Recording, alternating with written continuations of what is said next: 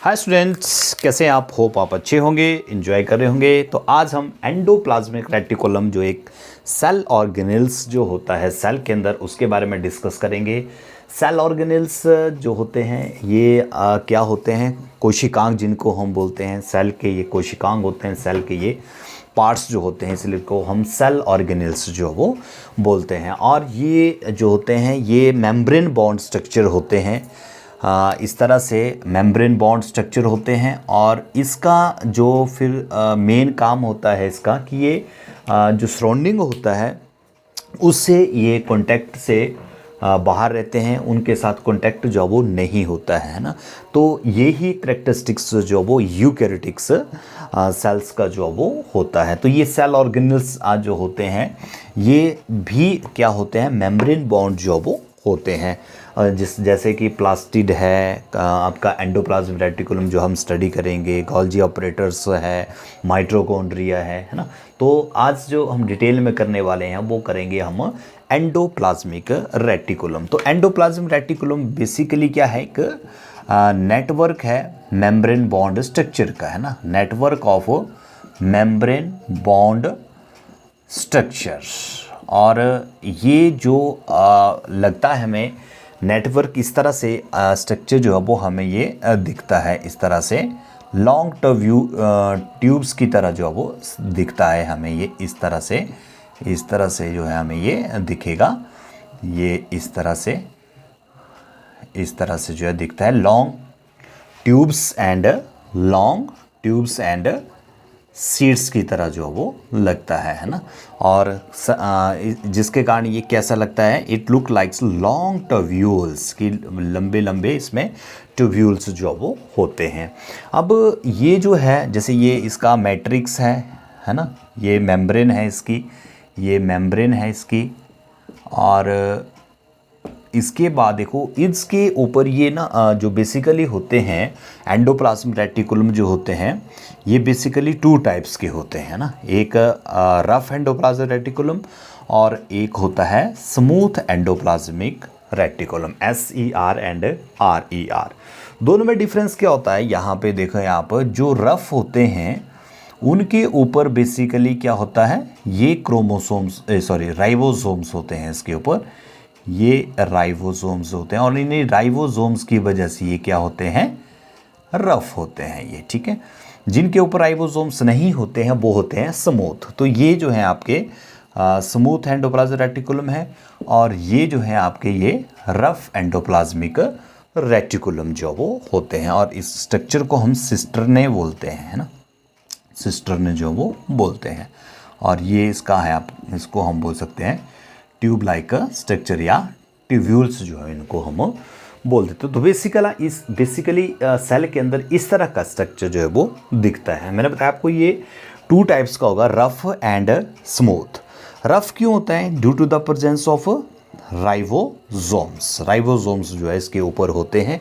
And these ribosomes are the protein factory. इनको हम protein factory बोलते हैं क्योंकि इसके ये जो राइबोसोम्स होते हैं these are the site of protein synthesis. Protein की सिंथेसिस जो है वो यहाँ पे होती है। और ये प्रोटीन जो है फिर different parts of the cell या डिफरेंट जो रीजन होगा साइटोप्लाज्म का, वहाँ पे प्रोटीन जो है वो सेंड की जाती है, भेजी जाती है। तो रफ तो हो गया राइबोसोम्स की वजह से। और जो स्मूथ एंडोप्लाज्मिक रेटिकुलम है ये हेल्प करता है इन द फॉर्मेशन ऑफ लिपिड्स, ठीक है। लिपिड्स की फॉर्मेशन जो होती है वो स्मूथ एंडोप्लाज्मिक रेटिकुलम के कारण जो होती है, स्मूथ जो होता है वो लिपिड्स की फॉर्मेशन में हेल्प करता है। और ये जो दोनों होते हैं, प्रोटीन भी और लिपिड्स भी, दोनों जो होते हैं they help in the formation of cell membrane. आपको पता है ना कि सेल मेम्ब्रेन जो है वो किस चीज़ से बनी होती है? लिपिड और प्रोटीन से जो है वो बनी होती है। तो सेल मेम्ब्रेन की फॉर्मेशन जो होती है, लिपिड और प्रोटीन दोनों जो है वो सेल मेम्ब्रेन की फॉर्मेशन जो है वो करते हैं। तो इसको हम क्या बोलते हैं? मेम्ब्रेन बायोजेनेसिस, है ना। मेम्ब्रेन बायोजेनेसिस भी इस प्रोसेस को हम बोलते हैं। तो इस तरह से ये टू टाइप्स के हैं, RER एंड SER, जो प्रोटीन और लिपिड की फॉर्मेशन जो वो करते हैं, है ना, और सेल मेम्ब्रेन की फॉर्मेशन भी करते हैं, जिसको हम मेम्ब्रेन बायोजेनेसिस जो वो बोलते हैं। तो ये तो इसका स्ट्रक्चर था। और इसका देखो फंक्शन जो है, इसके अलावा मेम्ब्रेन बायोजेनेसिस के अलावा इसके फंक्शन और क्या हो सकते हैं। देखो एक तो ये एक चैनल है, जो एंडोप्लाज्मिक रेटिकुलम है, एक चैनल है for the transportation of material. Transportation of material, material कौन सा है, यहाँ पे आपको मैंने बताया कि प्रोटीन की फॉर्मेशन होती है, तो नेचुरली यहाँ पे प्रोटीन की ट्रांसपोर्टेशन का ये एक चैनल बनता है, इसको भेजता है कहाँ पे, इन डिफरेंट रीजन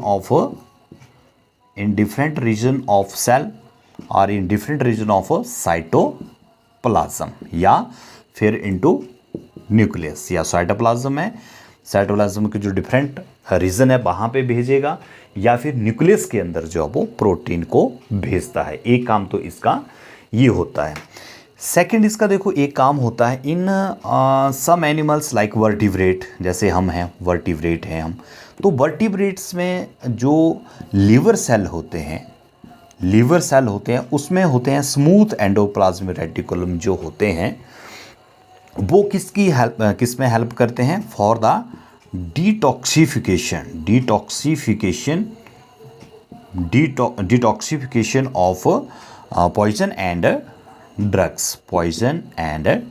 ड्रग्स को, या जो पॉइजन होता है जहर है उसकी डिटॉक्सिफिकेशन करने में भी ये हेल्प करते हैं, जो स्मूथ एंडोप्लाज्मिक रेटिकुलम होते हैं in liver cell of vertebrate. ठीक है, तो ये इसका स्ट्रक्चर था, स्मूथ और रफ एंडोप्लाज्म। रफ का मैंने बता दिया, due to the presence of ribosomes, वो रफ होते हैं, और राइबोसोम्स होते हैं they are the protein factory, protein की फॉर्मेशन में हेल्प करते हैं, और स्मूथ जो होते हैं वो लिपिड की फॉर्मेशन करते हैं।